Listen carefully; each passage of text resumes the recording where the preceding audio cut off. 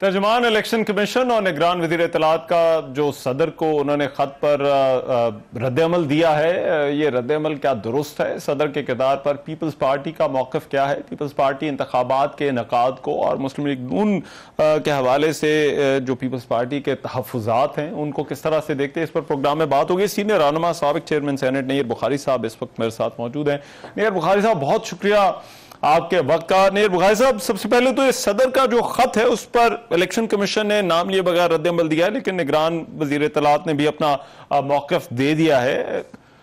इसको आप किस तरह से देखते हैं? क्या ये ठीक कह रहे हैं इलेक्शन कमीशन और निगरान वजीर इत्तलात? और जो पहले बहस है कि क्या सदर को ये खत लिखना चाहिए था या नहीं? Thank you. देखिए, जो प्रेसिडेंट का ऑफिस है ना, उसके अपने तकाजे हैं। अगर वो तकाजे जी कोई भी शख्स जो उस मनसब पे बैठा हुआ नहीं पूरे करता, तो फिर उस ऑफिस की कदर मंजिलत नहीं रहती। और ये कंडक्ट जो है प्रेसिडेंट आरिफ अलवी साहब का, ये आप 2022 से अप्रैल से देख लें इनका क्या कंडक्ट रहा कि एक ऐसी एडवाइस जिस पे असेंबली डिसॉल्व की जब वो प्राइम मिनिस्टर कॉम्पिटेंट नहीं था under the law, under the constitution. फिर सब्सिक्वेंटली अभी भी इन्होंने जो ख़त जो लिखा, प्राइमरीली ये इनिशिएटिव लिया इन्होंने अपनी जमात के सेक्रेटरी जनरल के ख़त पे। या तो ये प्रेसिडेंट का ऑफिस है कि इसका रोल होता है नॉन पार्टिजन। बिलाशुबा जब कोई शख्स किसी जमात से वाबस्तगी होती है, उसी जमात की सपोर्ट से इस ऑफिस पे पहुँचता है। लेकिन वंस इलेक्टेड तो फिर उनका रोल जो है वो ज़रा मुख्तलिफ होता है और मुख्तलिफ होना भी चाहिए। इस ऑफिस के तकाजे ये हैं। तो मैं समझता हूँ कि प्रेसिडेंट साहब को पीटीआई का स्पोक्स पर्सन नहीं बनना चाहिए। लेकिन वो बुनियादी मामला तो वो पीटीआई के लिए लेवल प्लेइंग फील्ड मांग रहे हैं, तो वो इस मुतालबे को आप किस तरह से देखते हैं? और ये जो पीटीआई कह रही है कि हमें लेवल प्लेइंग फील्ड, तो क्या हमें तो फील्ड ही नजर नहीं आ रही? हमारा मौक़िफ़ बड़ा वाज़ेह रहा पाकिस्तान पीपल्स पार्टी का लेवल प्लेइंग फील्ड के हवाले से, और हमने अपने कंसर्न्स जो थे वो कन्वे भी किए। हमारी सीईसी में भी ये डिस्कशन हुई। मेरा एक बड़ा वाज़ेह मौक़िफ़ है मेरी जमात का भी कि हर वो सियासी जमात जो इलेक्शन कमीशन ऑफ पाकिस्तान के पास एनलिस्टेड है, वो एलिजिबल है अपने कैंडिडेट फील्ड करने के लिए, तो फिर हर उस जमात को इक्वल अपॉर्चुनिटी मिलनी चाहिए, चाहे वो ए हो, बी हो, सी हो। ठीक है। तो इसलिए मैं समझता हूँ कि सो फार पाकिस्तान तहरीक इंसाफ ईसीपी के से डी लिस्ट नहीं हुई, वो एनलिस्टेड ओवर देयर। अभी एक उनका रीसेंट इशू था कि उनको जो सिंबल था उसकी अलॉटमेंट का, क्योंकि उनकी पहले अपनी कोताही थी कि जब अंडर द लॉ जो इलेक्शन एक्ट है 2017, वो हर जमात को इंट्रा पार्टी इलेक्शंस करवाने होते हैं और अपने कॉन्स्टिट्यूशन के मुताबिक उसका जो टर्न्योर होता है उसके लिए, तो वो उन्होंने नहीं करवाए थे, इसलिए वो एलिजिबल नहीं थे। जो पार्टी एनलिस्टेड ना हो वो फिर सिंबल नहीं ले सकती, तो उन्होंने इंट्रा पार्टी इलेक्शंस नहीं करवाए थे। ठीक है। इसलिए इलेक्शन कमीशन उन्होंने कन्वे किया और उन्होंने वो प्रोसेस अपना कंप्लीट किया और फिर वो सिंबल मांगा और सिंबल पे जजमेंट रिजर्व्ड है। तो मैं समझता हूँ कि जो जमात भी अनलिस्टेड है और जो एलिजिबल हो इलेक्शन कमीशन ऑफ पाकिस्तान के रूल्स, कंडक्ट, एक्ट और कॉन्स्टिट्यूशन के, तो उनको इक्वल अपॉर्चुनिटी मिलनी चाहिए, लेवल प्लेइंग फील्ड होना चाहिए। लेकिन उनका जो मेन इशू है वो उनकी ऐसा लगता है कि वो गिरफ्तारियां हैं। आज उनके बड़े आम रहनुमा असद उमर, वो पहले तो उन्होंने अपने ओहदे से इस्तीफा दे थे, लेकिन आज तो वो पार्टी और सियासत ही छोड़ गए। तो ये जो शिकवे हैं और मामलात हैं, इन मामलात को आप किस तरह से देखते हैं तहरीक इंसाफ के लिए? देखिए जी, अगर किसी ने तो कोई जुर्म का इर्तिकाब किया तो उसको तो फिर वो कानून का सामना करना पड़ेगा। मुख्तलिफ मुकदमात हैं इन पे, और फिर वो जो स्टेट इंस्टीट्यूशंस के ख़िलाफ़ उनके जो केसेस हैं, जो उन्होंने इक़दाम किए, जो एक्ट्स थे उनके, जो आइन और कानून के वायलेटिव थे, उनको तो फेस करना पड़ेगा उनको। मार्शल लॉ तो है नहीं अभी, लेकिन इन पॉलिटिशियंस को फिर अपनी हिम्मत भी दिखानी चाहिए, जुर्रत भी दिखानी चाहिए। पाकिस्तान पीपल्स पार्टी ने 77 से लेके 88 तक हमने फेस किए इन मामलात को। हमारे कारकुन, हमारे साथी फिर जमात तो नहीं छोड़ के गए। हमने कई दफ़ा ज़िया दौर में जेल की यात्रा की, हमें लेके जाते रहे। लेकिन मैं समझता हूँ कि अगर किसी ने जुर्म का इंतकाब नहीं किया और अगर जुर्म का इंतकाब किया तो फिर उसको जो कानून है उसके मुताबिक ट्रीटमेंट मिलना चाहिए। अगर वो अरेस्टेड है तो विदिन 24 आवर्स उसको मजिस्ट्रेट के पास पेश करना चाहिए। ये आइन का तकाजा भी है और क्रिमिनल प्रोसीजर कोड का भी तकाजा है।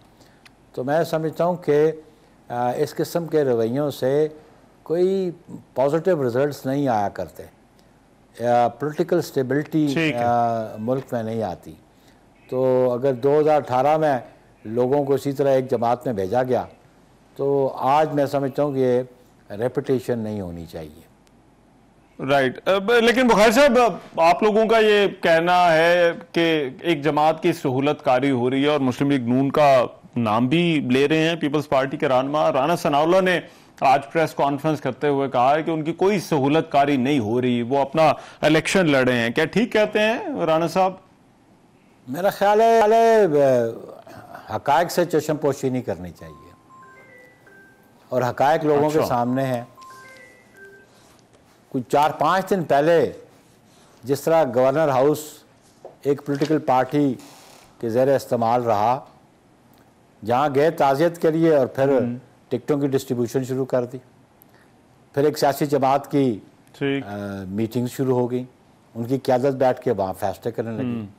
तो आपको आइन और कानून के मुताबिक देखें, जो ऑफिस प्रेसिडेंट का है और गवर्नर का है उनका तो कोई पॉलिटिकल रोल नहीं है। सो मच सो कि गवर्नर अगर ऑफिस से चला जाए या प्रेसिडेंट चला जाए तो 2 साल तक वो इंतखाबात में हिस्सा नहीं ले सकते। ये एक आइन का तकाजा है। तो ये आप देखें सहूलतकारी नहीं कि किस तरह, और किसी ने क्वेश्चन भी नहीं किया, ना ईसीपी ने क्वेश्चन किया। ईसीपी ने तो बहुत सारे लोगों को सियासी वाबस्तगियों की बुनियाद पे केयर टेकर गवर्नमेंट से हटाया, केपीके में हटाया। तो इसलिए मैं समझता हूँ ये सहूलतकारी नहीं तो और क्या है। फिर एक और इम्पॉर्टेंट बात कि सेनेट ऑफ पाकिस्तान में लीडर ऑफ हाउस कौन है? इसाक डार साहब हैं।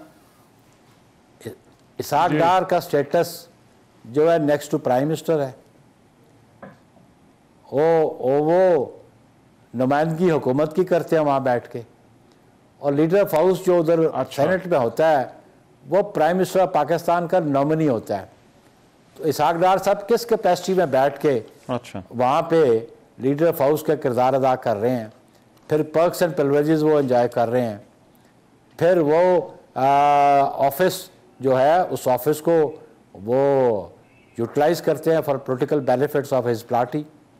तो ये सहूलतकारी नहीं तो और क्या है। ठीक है, लेकिन बुखारी साहब, आप क्योंकि खुद भी चेयरमैन हैं, मामलात को समझते हैं, तो क्या निगरान सेटअप जब इस तरह से हो तो डार साहब को, इसाक डार को स्पेसिफिकली, उनको लीडर ऑफ द हाउस नहीं होना चाहिए अभी इस वक्त? बिल्कुल। देखे ना जी, जब शहबाज शरीफ साहब प्राइम मिनिस्टर नहीं रहे तो उनका नॉमिनी क्यों लीडर ऑफ हाउस हो सेनेट में?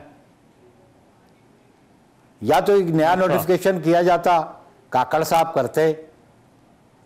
ठीक, तो काकड़ साहब ने अगर करना था तो इसाक डार को क्यों किया? किसी इंडिपेंडेंट सेनेटर को क्यों नहीं किया? ये काबिले गौर बात है, आप भी इसको देख लें। हैं जी, तो मैं तो समझता हूं कि ये इसाक डार साहब अगर तो उनका नया नोटिफिकेशन नहीं हुआ तो वो इलीगली लीडर ऑफ हाउस के पर्क्स एंड प्रिविलेजेस ले रहे हैं।